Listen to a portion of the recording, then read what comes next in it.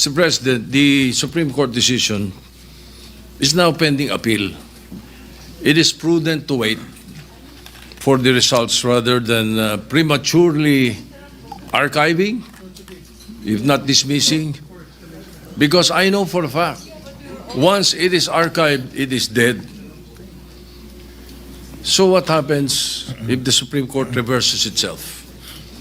Clear and blatant errors are present in the ruling of the Supreme Court.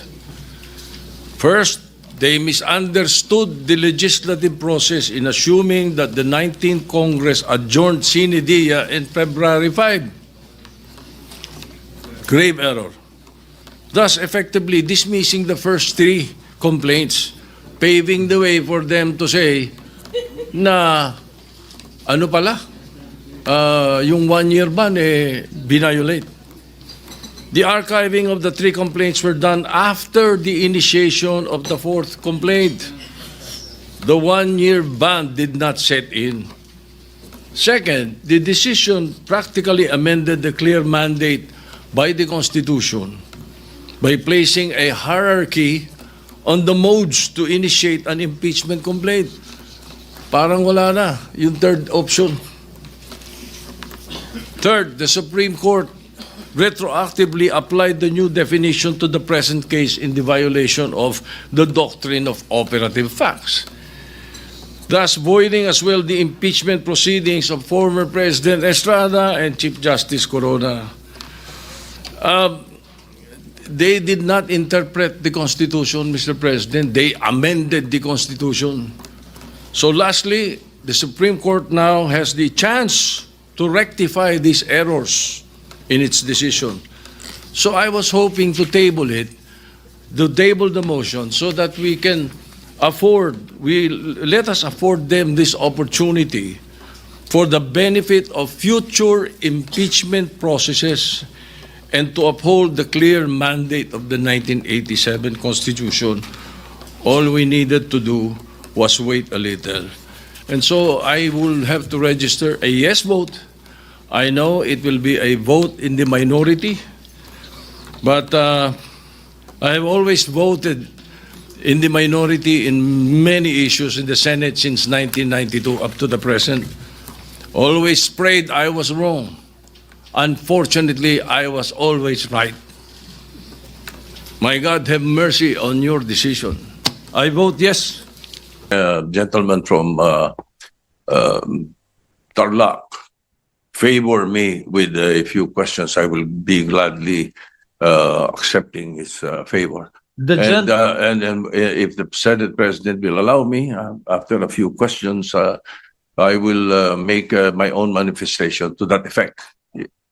Your Honor, thank you very much. Mr. President, thank you.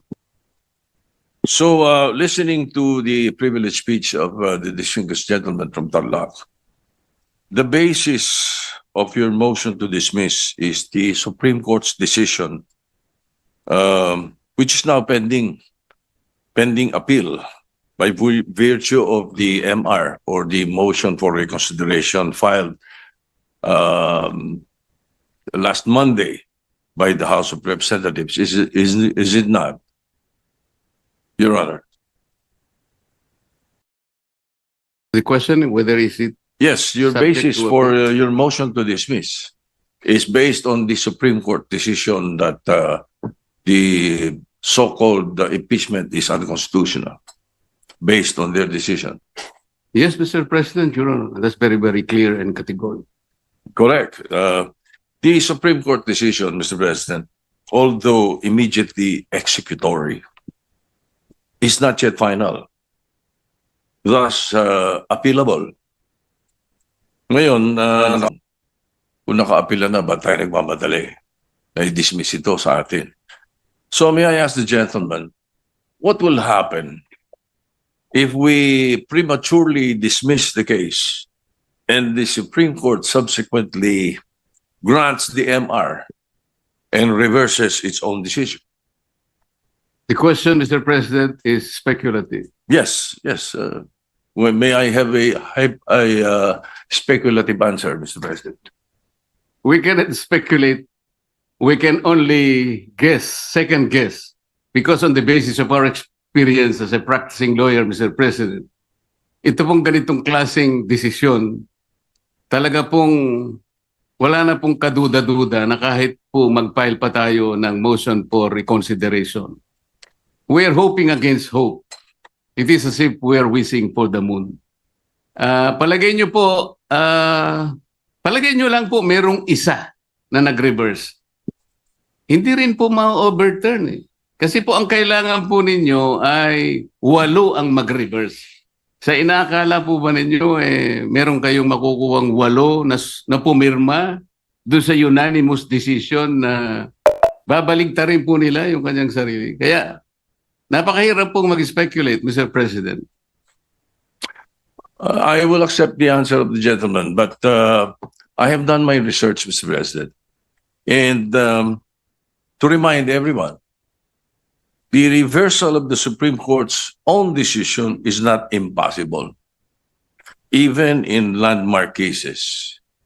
In the case of Labugal, Bilaan Tribal Association Incorporated versus Victor Ramos, GR number 127882, December 1st, 2004, questioning the constitutionality of Republic Act 7942 or the mining law, the Philippine mining law.